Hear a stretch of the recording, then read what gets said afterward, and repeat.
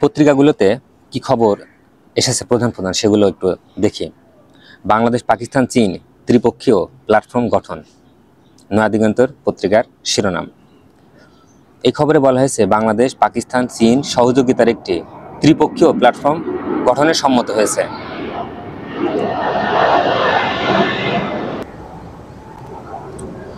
অর্থনৈতিক উন্নয়ন এবং তিন দেশের জনগণের জীবনযাত্রার মান উন্নত করার লক্ষ্যে প্ল্যাটফর্ম গঠনের কথা ভাবছে বেইজিং। এই লক্ষ্যে অর্জনের একটি যৌথ ওয়ার্কিং গ্রুপ গঠন করা হয়েছে। ভালো কথা, বাংলাদেশ এবং চীনের জনগণের অর্থনৈতিক উন্নয়নের জন্য একটি প্ল্যাটফর্ম গঠন করা হয়েছে। গত বৃহস্পতিবার চীনের ইউয়ান প্রদেশের রাজধানী কুনমিংয়ে তিন দেশের পররাষ্ট্রমন্ত্রীর পররাষ্ট্র সচিব পর্যায়ে বৈঠকে এই ব্যাপারে আলোচনা হয়েছে।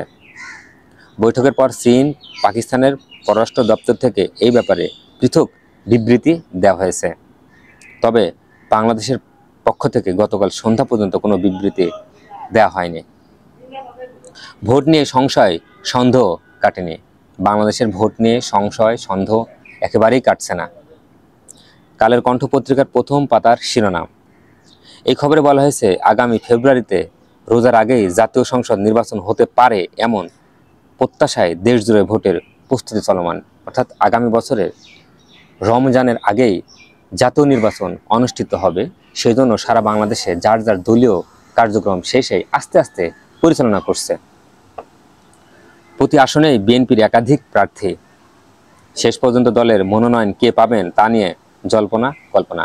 বাংলাদেশে প্রতিবারই যখন জাতীয় নির্বাচন আসে প্রার্থী একাধিক থাকে, কে পাবে এই মনোনয়ন এই নিয়ে জল্পনা কল্পনা থাকে এবং এই মনোনয়নকে কেন্দ্র করে টাকার চালানো ভালোই চলে। অর্থাৎ যে যত টাকা দিতে পারে মনোনয়ন সেই পায়। মনোনয়ন বাণিজ্যও চলে। জামাত ইসলামী গত বছর 2 শতাধিক আসনে তাদের প্রার্থী চূড়ান্ত করবে বলে মাঠে নামিয়ে রেখেছে। ইসলাম আন্দোলন বাংলাদেশে সারা দেশে 300 আসনে প্রার্থী বাছাই কার্যক্রম শুরু করেছে। গত শুক্রবার ঢাকা মহানগর দক্ষিণের 3টি আসনে প্রার্থী বাছাই উপলক্ষে নেতাকর্মীদের মতামত গ্রহণ অনুষ্ঠান করা হয়েছে। জাতীয় নাগরিক পার্টি এনসিপি আজ রোববার নির্বাচন কমিশনের দল নিবন্ধনের আবেদনও জমা দিতে যাচ্ছে। কিন্তু এইসব প্রস্তুতির মধ্যে এখনও নির্বাচনের সময় নিয়ে সংশয় সন্দেহ দূর হয়নি বলেই বিশেষজ্ঞদের ধারণা।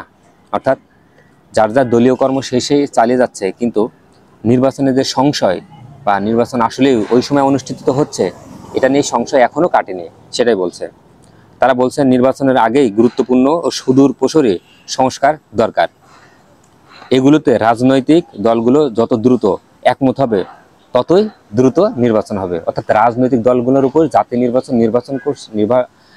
নির্ভর করছে আগামী বছর, এবং দলগুলো যত তাড়াতাড়ি তারা একমত পোষণ করবে ততই নির্বাচনের কার্যক্রম এবং নির্বাচন অনুষ্ঠিত হওয়ার সম্ভাবনা বেশি দিকে যাবে। কেউ বলছে নির্বাচন নিয়ে প্রধান উপদেষ্টার ইচ্ছাটি পরিষ্কারভাবে বোঝা যাচ্ছে না। তিনি রোজার আগে নির্বাচনের বিষয়ে সংস্কার ও বিচার বিষয়ে পর্যাপ্ত অগ্রগতির শর্ত দেয়া হতে পারে বলেছেন। অর্থাৎ নির্বাচনের আগে যে 5ই অগাস্টে বাংলাদেশের রাজনৈতিক পট পরিবর্তন হয়েছে এবং সে আওয়ামী লীগের দলের বিচার প্রক্রিয়া অনেকাংশেই সম্পূর্ণ না হলে তা নির্বাচন নিয়ে সংশয় থাকছে, সেটাই বলছেন প্রধান উপদেষ্টা।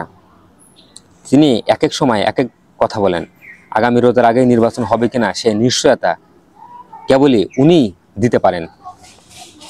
নির্বাচন ব্যবস্থা সংস্কার কমিশনের প্রধান ও জাতীয় ঐক্যমত কমিশনের সদস্য ডক্টর বদিউল আলম মজুমদার গতকাল শনিবার বলেন, সংস্কার প্রস্তাবগুলোকে অনেক বিষয়ে রাজনৈতিক দলগুলো একমত হয়েছে, আর অনেকেই হয়নি। আমরা আশাবাদী আরও কতগুলো বিষয়ে দলগুলোর